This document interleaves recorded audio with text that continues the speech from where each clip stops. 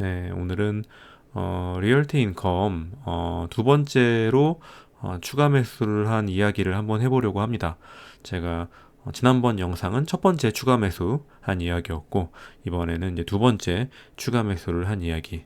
어, 제가 원래 이렇게 평일에는 영상을 잘 올리진 않는데 워낙 지금 이 리얼티 인컴 어떤 빅딜 이후에 주가 변동성이 커지고 조금 혼란스러워하는 분들이 많은 것 같아가지고 조금 그래도 하루라도 좀 빨리 올리는 게 도움이 되지 않을까 그런 생각이 들어서 영상을 좀 평일이지만 한번 보면 뭐 제가 이렇게 전문 유튜버가 아니에요. 제가 제 영상들 보시면은 다 제가 그냥 사고 파는 종목들만 올리고 그냥 그 경과를 이렇게 쭉 올리는데 전문 유튜버인 분들은 이렇게 뭐랄까 뭐 이렇게 꾸준히 하루에도 막 두세 개씩 막 올리시고 그러시던데 저는 뭐 본업이 있기 때문에 그렇게 하고 싶어도 할 수가 없습니다. 지금 빨리 일을 좀 그만두고 파이어를 해야 되는데 내년 아니 내년까지는 일하고 그 다음 연도 한 봄까진 봄 여름까지는 그래도 좀 일을 해야 돼가지고 마무리 좀 할 게 있어서 음, 제때 파이어 할 수 있게 응원 좀 해주십시오. 아무튼 지금 리얼티 인컴이 주가가 뭐 굉장히 막 변동성이 크죠. 그러다 보니까 사실 이 리얼티 인컴에 투자하는 분들은 어떤 투자 성향이라는 게 그렇게 공격적이지 않고 그냥 뭐 1년에 몇 프로 정도 배당 받으려고 샀는데 어? 1년에 한 6% 배당 받으려고 샀는데 하루에 8%가 빠진다. 이러면은 좀 패닉이 올 만하죠. 그러니까 이제 패닉셀도 조금 나왔던 것 같고 거래량 봤을 때에는 그래서 사실 그 전에 너무 이제 주식을 이 리얼티 인컴 비중을 많이 산 경우에는 조금 안타깝다고 할 수는 있는데 뭐 그래도 뭐 배당 나오니까 배당 나온 걸로 지금 이 40불대 주가에서 또 희석하면 되죠. 이게 이제 뭐 배당이 안 나오면은 그런 배당 재투자로 희석도 안 돼요. 그나마 이게 배당주기 때문에. 근데 이제 그 제가 이전 영상에서 올렸듯이 그때는 사실 이 리얼티 인컴 주가가 아주 뭐 싸다고 할 수는 없었거든요. 그러니까 지난번 영상은 조금 싸졌고 그 전 영상은 그때보다 더 비쌌을 때니까 60불 대였으니까는 비중을 아주 싣기에는 좀 부담되는 가격이었고 저도 그때 그 영상 만들 때 이런 거 한 10개 정도 있으면은 뭐 그냥 노후에 괜찮을 거다. 이런 종목 10개 정도. 근데 지금은 너무 싸져가지고 이런 종목 한 3개만 있으면은 노후가 단단하겠다 이제 이 정도 가격까지 온 거죠. 그래서 제가 이제 원래 저는 이제 단기적인 목표가 단기적이라기보다도 단기 중기적인 목표가 이 달러 주식 자산을 한 200만 불 정도 보유하는 게 목표인데 이걸로도 꽤 되겠다 하는 생각이 좀 들더라고요. 아무튼 저 같은 경우에는 지금 지난번 영상 올렸을 때가 이 2차 매수 때였고 그때가 이제 50.28달러에 매수를 했었어요. 환율이 그렇게 썩 마음에 들지는 않았지만은 이제 주가가 워낙 싸니까 그냥 이제 고환율 이기고 매수한 거죠. 그때 734주를 샀고 어제 그제 제가 매수한 게 46.95달러에 이만큼 또 46.3달러, 46.5달러에 뭐 이런 비슷한 수량을 매수를 했기 때문에 지금 한 총 수량이 한 3,800주 정도 되고 이제 어제 그제 매수한 평단가는 평균 봤을 때 한 46.5달러 정도 되는 것 같아요. 제가 이제 중간에 한 45달러 이때도 제가 잠 안 들고 깨 있었는데 45달러 이때 이건 진짜 사야 된다 막 이렇게 하고 있는데 그때 막 자정 이때 12시 앞뒤로 해가지고 인터넷 뱅킹 좀 막히면서 이체가 안 돼서 좀 기회를 놓친 아픈 기억이 나네요. 그래서 이제 한번 매수할 때는 원화로는 한 5천만 원 정도 이렇게 해가지고 총 한 2억 5천만 원 정도 매수를 했습니다. 이게 엊그제 새벽에 밤 한 10시 저녁에 난 기사인데 이 부분에 대한 이해를 못하면은 좀 이 인수합병권에 대해서 좀 엉뚱한 얘기를 할 수가 있어요. 예를 들어가지고 뭐 여기 지금 보면은 리얼티 인컴이 SRC를 9.3 빌리언 달러에 매수를 했다. 이런 식으로 잘못 이해를 할 수가 있는데 이거는 본문 내용을 좀 제대로 읽지를 않고 이 해석할 능력이 떨어지니까 이런 엉뚱한 해석을 내놓는 거죠. 지금 보면은 뭐 지금 SRC의 어떤 시가총액이 5 빌리언 정도 되거든요. 그러니까 50억 달러, 5 빌리언 정도 되는데 5 빌리언 달러를 지금 9.3 빌리언에 매수를 해? 그럼 지금 프리미엄을 얼마를 준 거야? 4.3 빌리언을 준 거야? 아이, 그 리얼티 인컴 망했네. 내 이익을 다 퍼줬네. 이런 식으로 좀 곡해를 할 수가 있다는 거죠. 그러니까 이 사실 이 영어, 이 서학 개미 하는 게 지금 운 좋게 어쩌다 보니까는 이 대세 미국 주식 상승장에 애플, 테슬라 이런 거 얹어가서 좀 요행스럽게 탈 능력은 됐을지언정 이런 사실 중요한 뉴스를 하나를 제대로 볼 실력이 안 되면은 조금 저는 그냥 뭐 VOO나 뭐 스파이 같이 ETF를 투자하는 거를 좀 권유드리고 싶어요. 왜냐면은 개별 주식은 이런 이슈가 밤에 뜨는데 이거 다음날 아침까지 남이 해석해 주기를 기다리고 있을 거냐 어쩔 거냐 좀 그런 문제가 있다는 거죠. 뭐 물론 뭐 안전한 주식이긴 하지만은 안전하다고 세이프하다고 스테이블한 건 아니거든요. 주가 변동성은 항상 있습니다. 아무튼 이제 계속 좀 읽어볼게요. 리얼티 인컴은 SRC를 취득하기로 했는데 All Stock Transaction, 스탁 트랜섹션 하기로 한 거예요. 이걸 또 막 뒤에도 나오지만은 뭐 주가 뭐 SRC 리얼티 인컴을 그러니까 SRC 한 주당 리얼티 인컴을 어디 0.762 신주 발행해가지고 주기로 했다. 뭐 이런 식으로 이제 해석을 하는데 요 트랜잭션이라는 말의 의미를 알게 되면은 그런 해석을 할 수가 없죠. 이건 바꾸는 겁니다. 바꾸는 거예요. 그러니까 이 SRC를 가지고 있는 주식 그 주주를 일정 교환 비율로 이제 협의를 한 다음에 리얼티 인컴 주식으로 바꿔주는 거예요. 아무튼 뭐 이건 이따 다시 좀 얘기하고 엔터프라이즈 밸류를 최대 9.3 빌리언까지 하는 거에 어그리했다는 거죠. 동의했다는 거죠. 둘이 지금 악수하고 있잖아요. 그래서 리얼티 인컴의 포트폴리오를 더 다변화하고 이렇게 하기로 했다. 조금 더 자세히 읽어보면은 이 거래를 통해서 Adjusted FFO가 2.5% 정도 증가하기로 돼 있고 이거는 꽤 괜찮은 거예요. 왜냐하면 우리가 보통 이 최소 그 배당 그 FFO CAGR 연평균 증가율을 최소한 3% 그리고 못해도 한 4% 정도를 기대를 하는 건데 이번 딜만으로 2.5% 정도 FFO의 증가 기대를 하기 때문에 뭐 나쁘지 않은 딜이라고 저는 봅니다. 그리고 no new external capital is anticipated to be required to finance. 이 취득을 하는 데 있어서 어떤 외부 자본도 들어가지 않았다는 거예요. 왜냐면은 이건 그냥 교환이기 때문에 그래. 주식 교환이기 때문에 여기다가 신규 자본을 투입할 일이 없어요. 자, 보면은 Spirits assets are highly complementary to our existing portfolio. 우리의 기존 포트폴리오를 좀 더 아주 이제 보완할 수 있는 자산들이라는 거죠. 이 스프리츠의 자산들이. 그리고 듀어러블 캐시플로우를 만든다. 몇몇 그 이코노믹 사이클을 거치는 동안에도 캐시플로우를 단단하게 할 수 있는 그런 포트폴리오를 가질 수 있게 해준다는 거죠. 이 CEO 서밋 로이가 이런 식으로 이제 말을 했습니다.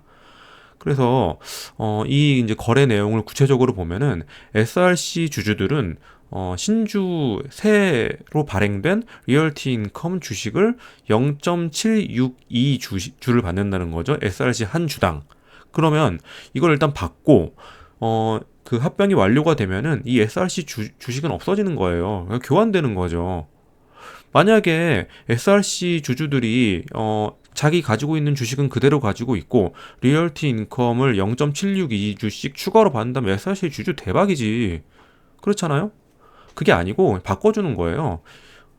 그래서 조금 더 읽어보면은 SRC 주식은 그래서 그 지난주 금요일에 32.35달러였는데 15% 정도 프리미엄을 받아서 최대 37.34불까지로 가능하게 됐다. 이거는 왜 이런 식으로 됐냐면은, 왜 최대 이렇게 물결 표시를 해놨냐면은, 이거는 이미 교환 비율은 정해졌고, 교환 비율이 정해졌으면은 리얼티 인컴의 주가에 따라서 SRC 주가가 이렇게 움직이게 돼 있잖아요. 그러니까 당연히 리얼티 인컴 주가가 떨어지면은 SRC의 어떤 주가도 떨어지게 돼 있습니다. 지금 둘은 거의 링크돼 가지고 움직이는데 요 첫날만 이렇게 갭이 벌어진 거예요. 왜냐면은 프리미엄을 줬기 때문에, 15% 프리미엄을. 이 15% 프리미엄이 어떤 정도의 의미를 지니는지는 조금 더 이따가 다시 좀 같이 좀 볼게요. 그래서 아무튼 이런 빅딜이 있었고, 빅딜로 인해서 SRC는 13% 월요일에 프리마켓에서 급등을 했고, 리얼티 인컴은 1.2% 떨어졌다. 근데 이제 결과적으로 이건 프리마켓이었고, 장이 열리고 나서 보니까는 오후가 한 8%까지, 최대 8%까지 막 수직 낙하했다가 장 마감할 때는 한 2, 3% 정도 회복을 해가지고 장 종료가 됐죠. 그래서 이 멀저는 2024년 Q1에 끝날 거다. 기간이 좀 남았죠, 한참. 그래서 좀 같이 읽어봐야 될 거는 뭐 대충 다 읽었고, 자, 그래서 지금 이 개념을 이해를 하지를 못하고 있기 때문에 좀 엉뚱한 얘기를 지금 하고 있는 겁니다. 여기 지금 엔터프라이즈 밸류라고 해놨잖아요. 여기 보면은 All stock transaction with an enterprise value, 기업 가치를 9.3불로 인정을 해주겠다는 9.3불이 9.3 빌리언으로 인정해주겠다는 건데, 이거는 기업 가치예요. 근데 그 기업 가치에는 자산의 가치가 있고 net debt, 순부채의 가치가 있어요. 이거를 자, 예를 들면은 이런 거죠. 내가 이제 피자 가게를 하는데, 피자 가게가 누가 내 피자 가게를 100억에 사겠다고 그랬어요. 100억에 사겠다고 그래서 좋다. 내 피자 가게 지금 전국에 지점도 많고, 지점이 전국에 한 10개 정도 되는데 개당 10억 해가지고 100억 주쇼 이랬는데, 매수하는 사람이 딱 보더니, 야 근데 이거 대출이 있네? 대출까지 내가 승계하려고 그러면은 대출이 보니까 40억이 있네? 그러면은 이 사람이 실제 나한테 주는 돈은 60억인 거예요. 이게 바로 에코이티입니다. 에코이티. 에코이티가 60억이니까 내가 실제로 받을 돈이 60억인 거예요. 뭐 다른 예를 한번 들어보면은, 뭐 강남에 예를 들어 도공렉슬 아파트를 내가 사는데 30억이야. 시세가. 이게 아파트 값이 30억이에요. 이게 기업 가치예요. 기업 가치. 근데 만약에 여기 누가 15억에 전세를 살고 있어. 그러면 이거의 진짜 에코이티 자산 가치는 얼마입니까? 15억이죠. 그러니까 나는 15억만 주면 되는 거죠. 전세를 끼고 산다 그러면은, 이게 만약에 전세가 아니고 뭐 은행에서 받은 대출이 15억이다. 이래도 내가 실제로 만약에 이 대출을 승계를 하게 되면은 내가 실제로 주는 돈은 15억이라는 거죠. 이거 똑같아요, 지금. 엔터프라이즈 밸류, 기업 가치를 9.3 빌리언을 쳐준다는 거지 9.3 빌리언을 준다는 얘기가 아니에요. 9.3 빌리언을 쳐주는데 여기 너 실제로 보니까 부채가 3.64 빌리언 있잖아. 그러니까 내가 실제로 주는 거는, 기업 실제로 주는 가치는 5.66 빌리언이야. 여기도 지금 물결 표시 있죠? 최대 5.66 빌리언 주겠다는 겁니다. 왜? 아직 리얼티 인컴의 주가가 안 정해졌으니까. 지금 교환 비율은 왔다 갔다 하는데 리얼티 인컴의 주가가 오르락 내리락 하니까는 요 정해지는 이 최종 가치는 변할 수가 있어요. 근데 보면은 지금 오늘 제가 봤을 때 그 SRC 마켓 프라이스가 5.09 빌리언이에요. 근데 그 첫날에 이게 지금, 그러니까 실제로 9.3 빌리언의 마켓 프라이스를 줬지만은 실제로 가치가 오고 가는 거는 5 빌리언 안팎이라는 거죠. 근데 제가 그날 이 주가가 오르내릴 때 깨 있었는데, 주가가 시가총액이, 리얼티 인컴의 시가총액이 34.7 빌리언에서 31.9 빌리언으로 8%가 뚝 떨어지더라는 거죠. 2.8 빌리언이 뚝 떨어져. 아니, 5 빌리언의 거래를 하는데 지금 고작 5빌리언의 거래를 하고 있는데 이 인수자 측에서 시가총액이 증발한 그 금액이 2.8빌리언이 증발하면은 이건 누가 봐도 과매도 구간이라고 볼 수가 있잖아요. 이게 바로 45달러대의 시가총액이에요. 그래서 이때 이제 막 부랴부랴 막 이제 저는 이제 빨리 이제 이쪽 통장에 있는 돈 옮겨가지고 막 이제 산 거죠. 근데 다음날도 보니까는 뭐 비슷하더라고요. 46불로 또 샀죠. 그래 46불 때 그렇게 해가지고 이제 한 3,800주 만들었는데 아무튼 그렇습니다. 그래서 이제 이게 이제 넷리스 섹터에서 5가 제일 이제 덩치가 크고 SRC가 이게 이제 마켓 프라이스 기준인 거죠. 맞나? 마켓 프라이스 엔터프라이즈 밸류 기준인 거죠. 엔터프라이즈 밸류가 8빌리언이고 54빌리언으로 한 네 번째 4등 정도 되는 리치였다. 넷리스라고 해놓고 써 있지만은 거의 뭐 섹터가 뭐 많이 겹칩니다. 근데 인더스트리얼 비중이 좀 높고 그래서 이제 이번 인수를 통해서 이렇게 이제 변화한다는 거죠. 이 주황색은 원래 리얼티 인컴에 가지고 있던 그 포트폴리오, 그리고 파란색은 남색이라고 봐야 되나? 남색은 이 스프릿이 가지고 있는 포트폴리오인데 여기 보면은 요런 페덱스 요런 애들 좀 많아요. 요런 애들이 많고 요런 애들이 많고 요런 애들이 비중이 좀 높아진다는 거죠. 요런 애들. 그래서 인더스트리얼의 비중이 2% 높아지고 리테일의 비중이 2.6% 줄어든다. 이제 이 정도 포트폴리오 변화가 있다고 보면 되겠습니다.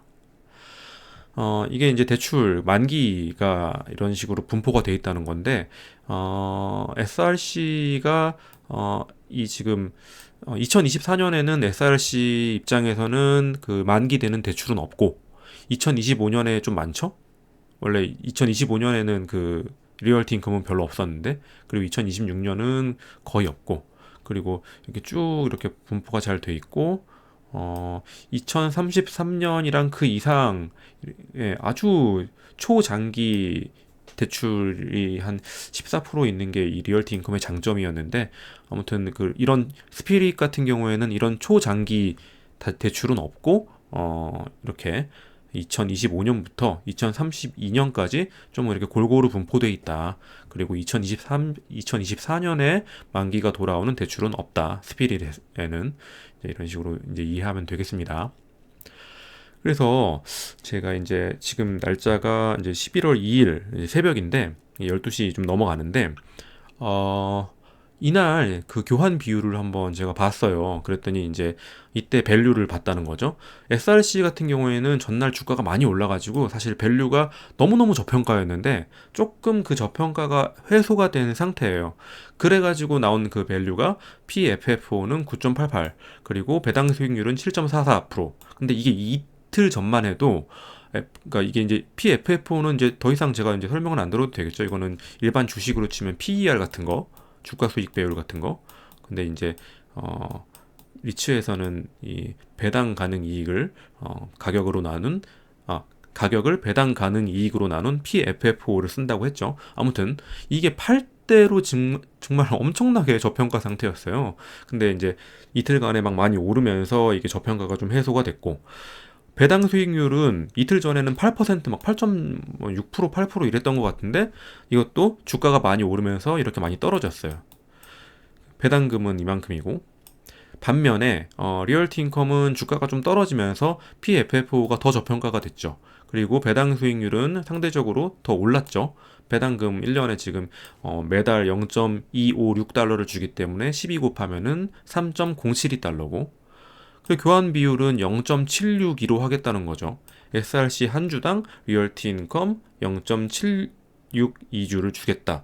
그러면은 SRC 1000주를 가진 사람 입장에서 보면은 원래는 1000주니까 배당 월 배당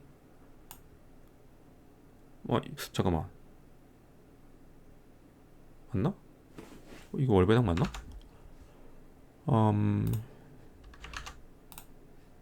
SRC 얘도 월 배당이었나? 이거 분기 배당이었구나.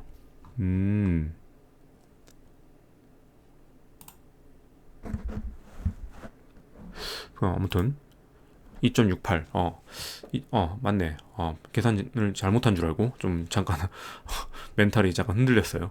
아무튼 2.678 1년에 2.6784달러를 받으니까 SRC 1000주를 가지고 있는 사람은 연 배당금을 2678달러를 받게 되는 거였는데, 이거를 리얼티 인컴 762주로 바꿔주니까 762 곱하기 3.07이 하면은 2340달러를 받게 되는 거죠. 그 배당금을 원래 2600달러 때 받게, 거의 2700달러 때 받기로 한 거를 2340달러밖에 못 받게 된 거예요. 그러니까 SRC 주주들 입장에서는 오히려 조금 황당할 수가 있다는 거죠. 배당금이 오히려 줄어버리니까. 나는 원래 주식 살려고 했던 게 아닌데, 아무튼 뭐 그거는 그거고. 제가 사실 이제 엊그제 이게 이제 뉴스가 딱 뜨고 나서 바로 이제 아침에 이제 이런 식으로 저희 이제 같이 이 리츠나 이제 투자 이야기하는 이제 제가 만든 단톡방 같은 게 있어요. 사람이 많지는 않아요. 한 60 몇 명 되는데, 여기 이제 바로 아침에 누가 이렇게 질문을 올리시더라고요. 그 4.8B, 그러니까 5빌리언 정도의 리츠 회사를 왜 9빌리언에 인수한다는 거냐, 왜 이렇게 비싸게 인수한다는 거 아니나 다를까, 이제 이런 질문이 나오는 거죠. 그리고 누가 또 이거 물어본 것 같아요. SRC 주식 한 주당 리얼티 인컴 주식 0.762 주는 거, 이렇게 이해를 하신 거죠. 그러니까 제가 아니다, 이거는 그냥 주는 게 아니고 바꿔주는 거다. SRC 주식을 리얼티 인컴 0.762주로 바꿔주는 거다. 만약에 그게 아니면 SRC 주주가 초대박이지. 그리고 이것도 시총 4.8B를 9B에 인수한다. 프리미엄을 4빌리언이나 40억, 지금 환율이 올라서 이게 4빌리언이면은 한 52억 정도, 5.2조? 5조나 프리미엄을 주고 인수하는 거냐? 왜 이렇게 비싸게 인수하는 거냐? 그게 아니다. 기업 가치를 이렇게 한 거고, 순부채가 이만큼 있으니까 주식 가치를 이만큼으로 친 거다. 제가 좀 전까지 계속 얘기했던 거죠. 그래가지고 그래서 9.3B라는 숫자가 나온 거군요. 감사합니다. 이런 얘기 한 거고. 그래서 제가 또 이런 얘기를 했죠. 시가총액 리얼티 인컴은 시가총액 350억 불짜리 거인이고, SRC는 그거에 한 8분의 1 정도밖에 안 되는 꼬만데, 리얼티 인컴이 8%씩 떨어지는 이유는 시장 참여자들이 이 SRC를 과대평가해서 좀 비싼 값에 샀다고 판단하는 것밖에 없겠지, 이유가. 근데 들여다보니까 그렇게 과다하게 하락할 정도의 그런 과한 프리미엄을 준 게 아니라는 거죠. 350억에 8%는 28억 불인데, 아니 지금 이 딜이 50억짜리 딜, 60억짜리 딜 이런데 리얼티 인컴이 28억 불이나 증발할 만한 그런 딜이 아니라는 거죠. 저는 그래서 이거는 무조건 이제 과민 반응이라고, 시장에 오버해서 반응하는 거라고 판단을 했고, 한 3, 4% 떨어지면은 그냥 리즈너블하다고 생각했는데 8%까지는 과하다. 그리고 기존에 가지고 있는 그 밸류도 리얼티 인컴은 그 프라이스 퍼 FFO가 12에다가 배당 수익률 6%인데 SRC는 더 저평가다. 저평가인 회사가 더 저평가인 회사를 인수하는 게 뭐가 악재냐. 아까도 제가 계산해서 좀 보여줬지만은 SRC 매수한 주주들이 평균 매수 단가가 한 40불대거든요. 30, 한 3불 정도에 떨어지면 이 사람들도 벼락 맞은 거예요. 이게 설령 한 36, 7불 정도로 회복했을 때 교환해 준다 한들, 초저평가 주식이 저저평가 주식으로 회복한 다음에 리얼티 인컴으로 인수가 되는 게 이게 썩 좋냐 하면은 그건 잘 모르겠다는 거죠. 물론 33불에 매수했던 사람들은 좋겠죠. 근데 기간상으로 이 SRC도 30불 초반에 매수한 사람이 거의 없어요. 그거는 차트를 보면은 이해할 수 있고, 결과적으로 리얼티 인컴 주주도 주가가 떨어졌고, SRC 주주도 주가가 떨어졌고, 다 별로 행복하지가 않은데, 제일 행복한 사람은 최근 한 2, 3주 내에 이 SRC를 저가에 신규로 매수해가지고 한 15% 정도 주가 차이를 먹은 사람 말고는 다 언해피한 거 아니냐. 뭐 아무튼 제가 볼 때는 리즈너블하다. 이거 오타가 났네 또. REA인데 아무튼 리즈너블한 M&A라고 본다. 이제 이런 식으로 쓴 거였죠. 이렇게 이제 어제 그 폭락한 다음 날에 이제 뭐 단톡방 대화가 이런 식으로 좀 흘러갔고, 근데 이제 어제 새벽에 이게 시장이 열리기 전에 이런 고민을 또 누가 이렇게 말씀하시더라고요. 5천 정도 투자 중입니다. 원래는 1억 정도 목표로 모으고 있는데 지금 회의감이 든다 이런 거죠. 미국이든 우리나라든 지금 상업용 부동산이 문제 아니냐. 공급 과잉이라서 공실 나는 거 아니냐. 금리 인하만 보고 지금 버티는 게 능사냐. 뭐 지금 아무리 능력이 좋아도 시장 자체가 무너지는데 무엇으로 막을 수 있냐 이런 식으로 이제 하는데, 글쎄 저도 이거에 대해서 정확한 답을 줄 수는 없어요 사실. 시장 자체가 망가지는 게 그대로 망가져가지고 그냥 아마겟돈 최후의 전쟁이 벌어져서 그냥 다 같이 증발할 건지 모든 부동산 시장이 망가질 건지 제가 그거 어떻게 알겠습니까? 다만 제가 아는 거는 지금 이런 식으로 좀 뭉뚱그려서 생각하는 문제는 아니라는 거죠.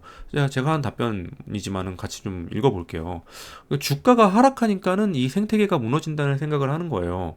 실제로 주가가 뭐 2,300, 2,500일 때는 그런 생각이 안 들지만은 진짜 한 1,300 막 반토막 나죠? 그러면은 나라가 망한다는 생각이 듭니다. 밖에 막 사람들이 아무리 평화롭게 막 커피 마시고 은행 가고 막 돌아다녀도 주가가 진짜 이런 폭락장을 한번 겪어보면은 야, 이게 괜히 이런 주가가 나오는 게 아니다. 나라에 진짜 뭔 일이 있다. 주식 투자자들은 다 멘붕에 빠져가지고 막 아침에 일어나면 다 우울증 걸린 표정이고 막 그런데 주식 투자하는 사람들끼리만 또 얘기하잖아요. 그러니까 이제 진짜 나라가 망하는 그런 다크 사인들만 눈에 들어오는 거예요. 생태계가 망가지는 것 같은 그런 느낌이 드는 거죠. 그래서 저점에서 손절을 하는 거죠. 근데 이제 이거는 지금 이 대화 내용에서 중요한 건 아니고, 이 상업용 부동산이라고 뭉뚱그려서 얘기하기가 좀 어려운 부분이 있다는 거죠. 아까 이 포트폴리오만 봐도 이 얼마나 다양합니까? 여기 뭐야? 이거 캡처를 안 했네? 여기 지금 리테일이 있고 무슨 편의점이 있고 무슨 헬스케어, 레스토랑, 이런 또 뭐 있어? 페덱스 같은 물류가 있고, 이거 다 지금 상업용 부동산이거든요. 상업용 부동산을 그렇게 한 개의 섹터로 묶어가지고 얘기할 수가 없어요. 당연히 부동산 전체는 더더욱이나 그렇고, 왜냐면은 이제 공실률이 막 많고, 위워크 파산하고, 재택근무 늘어나고 그러면은 당연히 집 수요는 늘어나겠죠. 지금 보면은 미국도 그렇고 캐나다도 그렇고, 캐나다 밴쿠버, 토론토, 오타와 같은데 주요 도시들 지금 집이 없어서 난리예요. 왜냐면 다 재택근무를 많이 하기 때문에 그럴 가능성이 높죠. 실리콘밸리 캘리포니아 쪽에 있는 산호세라든지 이런 데 다 지금 출근을 안 하니까는 집값은 계속 높아요. 집은 모기지 막 금리 이렇게 막 8% 9% 해도 집에 대한 수요는 높다고요. 아무튼 그건 그거고. 그래서 이렇게 상업용 부동산이라고 뭉뚱그려서 얘기하기는 좀 어렵고, 정확히는 오피스 시장이 많이 무너졌다는 거죠. 나머지는 사실 무너졌다기보다는 리테일이라든지 무슨 물류라든지 이런 거는 시장 자체가 무너진 것은 아니고, 경쟁을 해야 되는 어떤 그런 국채 수익률 자체가 엄청 뛰다 보니까 그쪽으로 자금이 좀 빠져나가고, 어떤 픽스드 인컴을 노리는 그런 수요들은 국채는 무위험 자산이라고 판단하니까 같은 수익률이면 그쪽으로 더 빠지는 게 어떻게 보면 당연한 현상이에요. 근데 이제 이거를 다 같이 시장이 무너졌다고 받아들일 수도 그런 마음은 이해는 됩니다만은 오피스랑 비오피스를 좀 구분할 필요는 있어요. 그리고 이제 이거는 제가 그 예시를 들어놓은 거고, 이 주황색은 EQR이라고 해가지고 에퀴티 레지덴셜이라고 주택 리츠고, 이 BXP라는 거는 버스턴 프로퍼티라고 오피스 리츠인데 5년 수익률 보면은 EQR은 그냥 똔똔이고 보스턴 프로퍼티는 반토막이 났어요. 이게 지금 결정적인 차이인 거죠. 오피스와 넌 오피스에. 그러니까 두 개를 좀 묶어서 생각하는 거는 좀 무리가 있다는 거죠. 그리고 리얼티 인컴은 오피스 노출이 거의 없습니다. 그래서 오피스가 시장이 무너질 때 리얼티 인컴을 덩달아서 만약에 내가 투매에 동참한다? 이거는 그렇게 합리적인 판단은 아니라고 봐요. 예를 들어 이제 리테일 같은 경우에는 이건 있죠. 이커머스가 증가한다. 전자상거래, 아마존 같은 게 막 이제 시장이 막 커지다 보면은 소매를 하는 그런 소매 시장은 좀 줄어들 수가 있죠. 근데 사실 그 안에 임차인들 재무제표들을 보면은 이제 물론 지금 제가 여기 달러 제너럴 코퍼레이션 퍼오긴 했는데 달러 제너럴 코퍼레이션 같은 경우에는 2024년 어닝은 그 좀 꺾였어요. 그거는 조금 이제 경기가 그쪽으로 좀 가기 때문에 그런 것 같고, 근데 이제 월마트 같은 경우에는 계속 매출이랑 이익이 늘어나거든요. 월마트도 리얼티 인컴에서는 꽤 상위 임차인 중에 이렇게 속하는 거 어디 있어, 월마트? 상위 임차인 한 두세 번째 되는 것 같아요. 상위 임차인에 속하고. 그러니까 이게 지금 개별 임차인들을 봤을 때 그런 식으로 리테일이라고 해도 다 전자상거래에 이렇게 영향을 받는 그런 건 아니고, 특히 이제 뭐 편의점 같은 경우에는 내가 당장 집 앞에 가까운 데 가가지고 사는 게 편의점이잖아요. 밤에도 가서 살 수 있고. 이거는 아마존 같은 이커머스가 대체하기가 좀 힘든 부분이 있다는 거죠.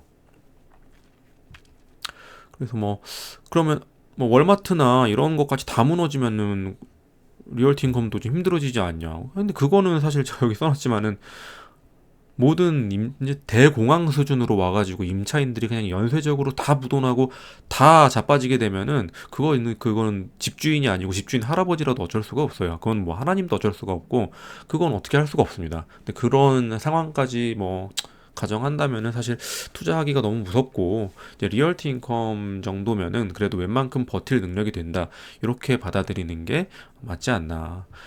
그래서 저는 원래는 한 2.5억 정도 더 담고 싶었는데, 그러니까 총 5억 정도 담고 싶었는데, 그러니까 지금 이제 이 빠진 거 자체는, 리얼티 인컴이 빠진 거 자체는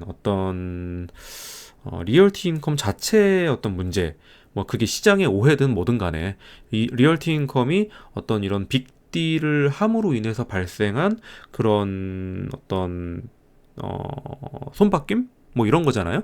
그런 거에서 제가 이제 이거는 굉장히 기회가 좋다. 46불이면 진짜 싸다. 이렇게 해가지고 매수를 했지만은, 이거 말고 리얼티 인컴 자체의 문제가 아니고 그냥 금융위기가 또 터졌어. 이번에는 실리콘밸리 뱅크 이런 게 아니고 진짜 무슨 뱅크 오브 아메리카 이런 게 터졌어.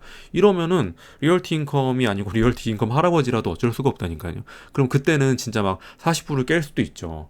그러니까 그때는 또 매수금을 또 두 배로 늘려가지고 한 이제 총 투자 금액 한 5억 정도 해서 이렇게 좀 넣기 위해서 그냥 좀 스페어를 남겨놓는 거예요. 원래 이제 투자는 다 그런 식으로 항상 여유 자금, 뭔가 내가 생각하지 못했던 돌발 상황에 좀 추가적으로 이렇게 넣을 수 있는 그런 여지를 좀 만들어 두셔야 되고, 뭔가 이렇게 배당이 있으면은 계속 추가 재매수하는 것도 좋고, 조금 남겨놨다가 이런 순간을 위해서 좀 남겨놓는 것도 좋고, 또 이제 어떤 차익 거래를 했을 때, 아니면은 어떤 모멘텀 투자 같은 거에서 좀 벌어놓은 게 있으면은 요때 이제 쓰면 좋은 거죠.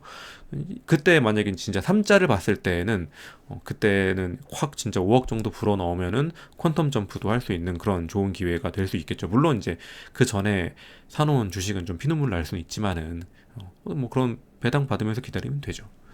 그래서 이제 배당 수익률이 지금 6.6%가 됐는데 46달러 기준으로 해가지고 이 가격은 사실 어떻게도 참 손해보기가 힘들어요. 물론 여기서 이제 7%, 8% 배당 수익률이 더 올라갈 수는 있긴 한데, 그냥 이제 6.6% 정도 그냥 20년 보유하고 있으면은 그냥 이 자체만으로도 그 주식 수가 3배가 불어날 수 있는 정도의 좋은 배당 수익률이거든요. 그러니까 내가 진짜 240개월간 장투해라 이런 건 아니고, 요 정도의 어떤 시나리오도 상정을 해야 되는, 요 정도 각오는 있어야 된다는 거지. 저는 실제로 최소 한 5년, 10년, 20년 이렇게 보고 있기는 하지만은, 내가 그렇게 보지 않다고 하더라도 그 정도도 그냥 가져갈 수 있는 그런 상황도 상정을 해야지. 내가 만약에 한 2, 3년 뒤에 급하게 뺐을 돈이 있다. 1, 2년 내로 쇼부를 봐야 된다. 이런 식으로 생각하지는 않아야 한다는 거죠.